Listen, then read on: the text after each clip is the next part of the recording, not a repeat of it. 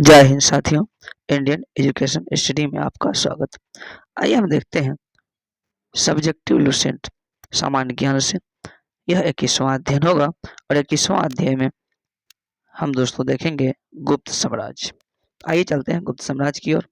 तो अगर हम बात करें गुप्त साम्राज्य की, तो दोस्तों गुप्त साम्राज्य का उदय 30वीं शताब्दी के अंत में प्रयाग के निकट कौशाम्बी में हुआ था। तो दोस्तों गुप्त साम्राज्य का उदय कहाँ हुआ था? तो कौशाम्बी में हुआ था और यह प्रयाग के निकट स्थित था कौशाम्बी। कौन सी शताब्दी? तो 30वीं शताब्दी के अंत में हुआ था। संभवतः दोस्तों गुप्त लोग कुषाण के सामंत थे, यानी गुप्त वंश के जो राजा थे वह किसके सामंत थे? तो संभवतः कुषाणों के सामंत थे। गुप्त वंश जिसके संस्थापक श्रीगुप्त ने किया था और श्रीगुप्त जो है 240 से 280 ईस्वी तक इनका कार्यकाल था दोस्तों। फिर दोस्तों श्रीगुप्त का उत्तराधिकारी घटोत्कच हुआ जो 280 से 320 ईस्वी तक इन्होंने गुप्त शासक रहा। फिर गुप्त वंश का प्रथम महान सम्राट चंद्रगुप्त प्रथम हुआ। तो गुप्त वंश का प्रथम महान सम्राट कौन हुआ? चंद्रगुप्त प्रथम। यह 320 ईस्वी में गद्दी पर बैठा। 320 ईस्वी में जो है चंद्रगुप्त प्रथम ने गद्दी पर बैठा और इसने लिच्छवी राजकुमारी कुमार देवी से विवाह किया था। तो लिच्छवी की जो राजकुमारी है दोस्तों कुमार देवी, इनसे चंद्रगुप्त प्रथम ने विवाह किया था और उसके बाद इसने महाराजाधिराज की उपाधि धारण किया था। कौन सी उपाधि? तो महाराजाधिराज की उपाधि। तो दोस्तों गुप्त संवत 319 बीसी ईस्वी में शुरुआत चंद्रगुप्त प्रथम ने ही किया था। तो गुप्त संवत की शुरुआत चंद्रगुप्त प्रथम ने ही किया था।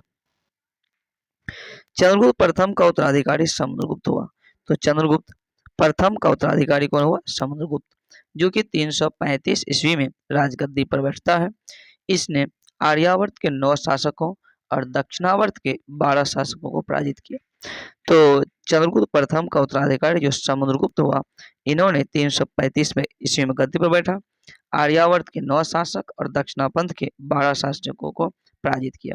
इन्हीं विजय के कारण भारत का नेपोलियन भी कहा जाता। और दोस्तों भारत का नेपोलियन जो है समुद्रगुप्त को किसने कहा? तो एसपी ने कहा था। इसने अश्वमेधकर्ता, विक्रमांक एवं ब्रह्म भागवत की उपाधि भी धारण किया था और इसे कविराज भी कहा जाता। समुद्रगुप्त विष्णु के उपासक थे। तो दोस्तों समुद्रगुप्त किसका उपासक था? तो विष्णु का उपासक। समुद्रगुप्त संगीत प्रेमी था और ऐसा अनुमान उसके सिक्कों पर उसे बीना वादक करते हुए दिखाए जाने के कारण लगाया गया। समुद्रगुप्त का दरबारी कवि हरिसेन था, जिसने इलाहाबाद प्रशस्ति लेख की भी रचना किया था। तो इलाहाबाद प्रशस्ति लेख की रचना कौन किया? तो ये हरिसेन ने किया था, जो कि समुद्रगुप्त का दरबारी कवि था।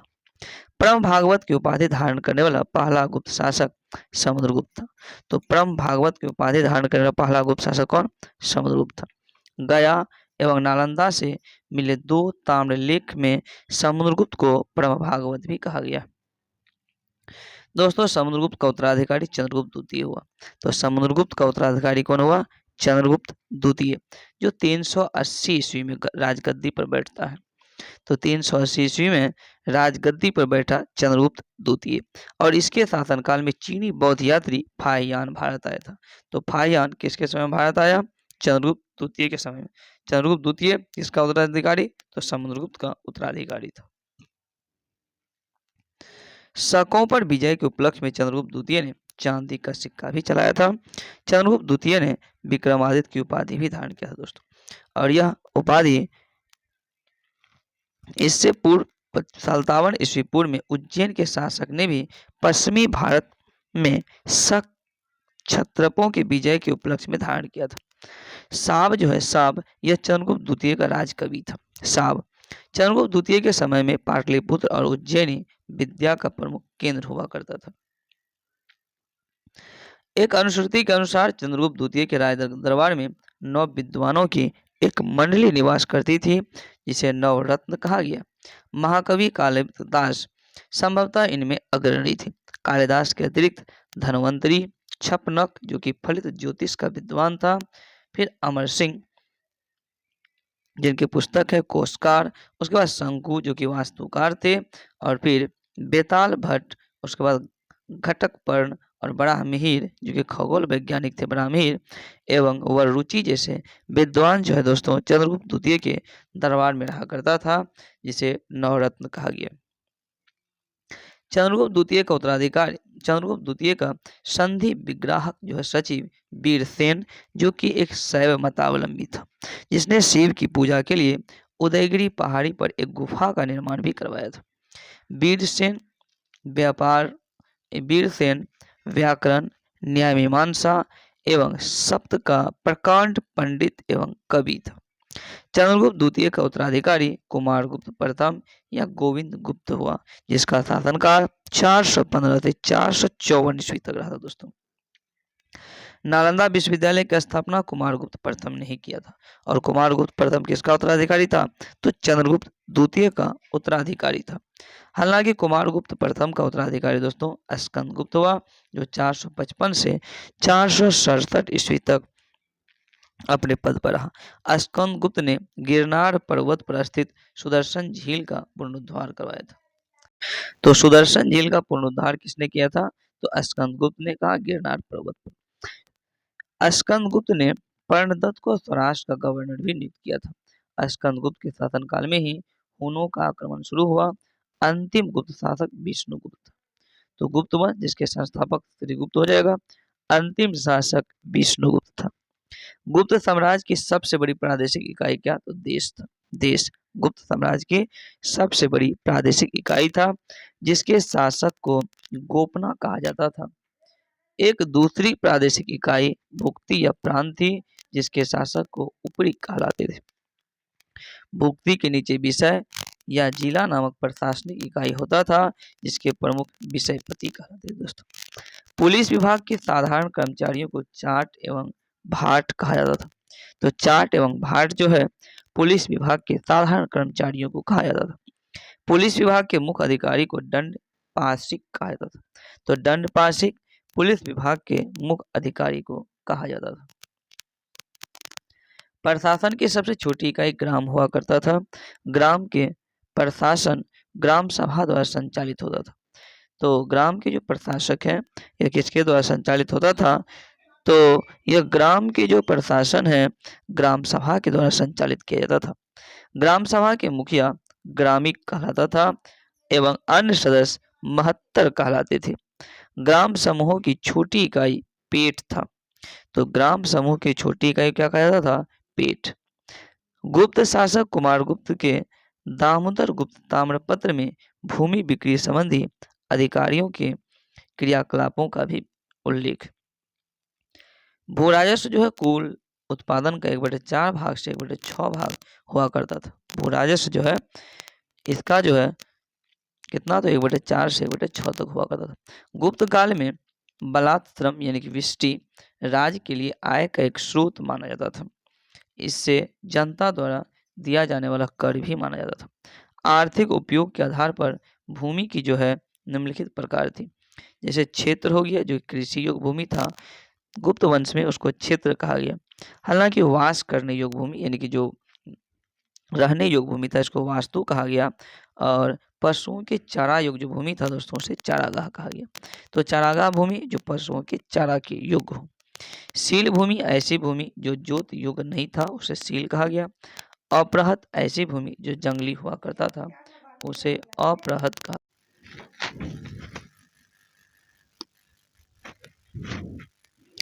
सिंचाई के लिए रहट या घंटी यंत्र का प्रयोग किया जाता था। तो सिंचाई के लिए रहट या घंटी यंत्र का प्रयोग होता था। श्रेष्ठ श्रेणी के प्रधान को ज्येष्ठक कहा जाता था। श्रेणी के प्रधान ज्येष्ठक। गुप्त काल में उज्जैन सर्वाधिक महत्वपूर्ण व्यापारिक केंद्र हुआ करता था। गुप्त राजाओं ने सर्वाधिक स्वर्ण मुद्रा जारी किया। तो स्वर्ण मुद्रा सर्वाधिक जारी किया कौन? तो गुप्त राजाओं ने। और इनकी स्वर्ण मुद्राओं को अभिलेखों में दिनार कहा गया है। गुजरात के बाद गुप्त राजाओं ने बड़ी संख्या में चांदी के सिक्के भी जारी किए, जो केवल स्थानीय लेन देन के लिए ही चला करता था। कुछ गुप्तकालीन प्रसिद्ध मंदिर है, जैसे कि विष्णु मंदिर, यह तिगवा जबलपुर मध्य प्रदेश में स्थित था। शिव मंदिर जो कि भूमरा नागौर मध्य प्रदेश हो जाएगा। पार्वती मंदिर नैना कुठार मध्य प्रदेश। दशावतार मंदिर ईंटों द्वारा निर्मित है, देवघर ललितपुर उत्तर प्रदेश में। शिव मंदिर खो नागौर मध्य प्रदेश में है और लक्ष्मण मंदिर ईंटों द्वारा निर्मित है, भीतरगांव कानपुर उत्तर प्रदेश में स्थित है दोस्तों। कायस्थों का सर्वप्रथम वर्णन याज्ञवल्क्य स्मृति में मिलता। तो कायस्थों का वर्णन सर्वप्रथम किसमें मिलता है? तो याज्ञवल्क्य स्मृति में। जाति के रूप में कायस्थ का सर्वप्रथम जो वर्णन ओशनम स्मृति में, ओशनम स्मृति। विंध्य जंगल में सबर जाति के लोग अपने देवताओं को मनुष्य का मांस जो है चढ़ाते थे। पहली बार किसी के सती होने का प्रमाण दोस्तों 510 ईस्वी के भानुगुप्त के एरन अभिलेख से प्राप्त होता है।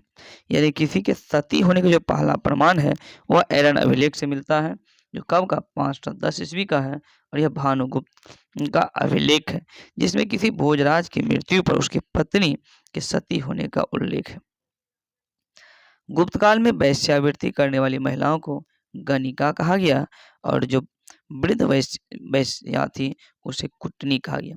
तो वृद्ध वैश्याओं को कुटनी और जो गुप्त काल में जो वैश्यावृत्ति करने वाली महिलाओं को गणिका कहा गया। गुप्त सम्राट जो है वैष्णव धर्म के अनुयायी थे। कौन से धर्म को मानता था?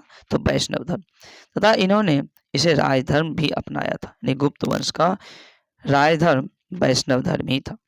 विष्णु के वाहन गरुड़ों, विष्णु का वाहन जो गरुड़ है यह गुप्त का राज चिन्ह था। गुप्त काल में वैष्णव धर्म संबंधी सबसे महत्वपूर्ण अवशेष देवगढ़ जो कि ललितपुर में है, दशावतार मंदिर है जो बेतवा नदी पर स्थित है। अजंता में निर्मित कुल 29 गुफाओं में वर्तमान में केवल 6 ही शेष है, जिनमें गुफा संख्या 16 और 17 गुप्तकालीन है। इसमें गुफा संख्या 16 में उत्कीर्ण मरणासन राजकुमारी का चित्र प्रशंसनीय है। गुफा संख्या 17 को चित्रशाला कहा गया है। इस चित्रशाला में बुद्ध के जन्म, जीवन, महाभिनिष्क्रमण और महापरिनिर्वाण की घटनाओं का चित्र भी उद्धृत किया हुआ है। अजंता गुफाएं बौद्ध धर्म के महायान शाखा से संबंधित है। तो दोस्तों अजंता गुफा बौद्ध धर्म की कौन सी शाखा? तो महायान शाखा। गुप्त काल में निर्मित अन्य जो है गुफा बाघ की गुफा है, जो बाघ जिलाधार मध्य प्रदेश नामक स्थान पर विंध्या पर्वत पर काट कर बनाई गई है। गुप्त काल में विष्णु शर्मा द्वारा लिखित पंचतंत्र संस्कृत को संसार का सर्वाधिक प्रचलित ग्रंथ भी कहा जाता है। बाइबिल के बाद इसका दूसरा स्थान है। इसे 5 भागों में बांटा गया: मित्रभेद, मित्रलाभ, संधि विग्रह, लब्ध प्रनाश और अपरिच्छाकारित्व। आर्यभट्ट ने आर्यभट्टियम एवं सूर्य सिद्धांत नामक पुस्तक भी लिखे। तो आर्यभट्टियम और सूर्य सिद्धांत यह पुस्तक किसका? तो आर्यभट्ट का। उसने सूर्य ग्रहण और चंद्र ग्रहण के विस्तार वास्तविक कारण भी बताए हैं। आर्यभट्ट पहला भारतीय नक्षत्र वैज्ञानिक थे जिसने घोषणा किया कि पृथ्वी अपनी धुरी पर घूमती है। बरामीर ने बृहत संहिता, पंच सिद्धांत, बृहज्जाक और लघु जातक आदि पुस्तक की रचना की थी। बृहत संहिता में नक्षत्र विद्या, वनस्पति शास्त्र, प्राकृतिक इतिहास और भौतिक भूगोल के विषय में चर्चा किया गया है। ब्रह्मगुप्त इस युग के महान नक्षत्र वैज्ञानिक और गणितज्ञ थे। इसने यह घोषणा करके न्यूटन के सिद्धांत के पूर्व कल्पना कर ली कि प्राकृतिक के एक नियम के अनुसार सभी वस्तुएं पृथ्वी पर गिरती है। कौन? तो ब्रह्मगुप्त ने कहा था, क्योंकि पृथ्वी स्वभाव से ही सभी वस्तुओं को अपनी ओर आकर्षित करती है। गुप्त काल में पलकान ने पशु चिकित्सा पर हास्यायुर्वेद लिखा है। नवनीतकम की रचना गुप्त काल में की गई है। तो नवनीतकम की रचना किस काल में? तो गुप्त काल में। इस पुस्तक में नुस्खे, सूत्र और उपचार विधि दी गई है दोस्तों।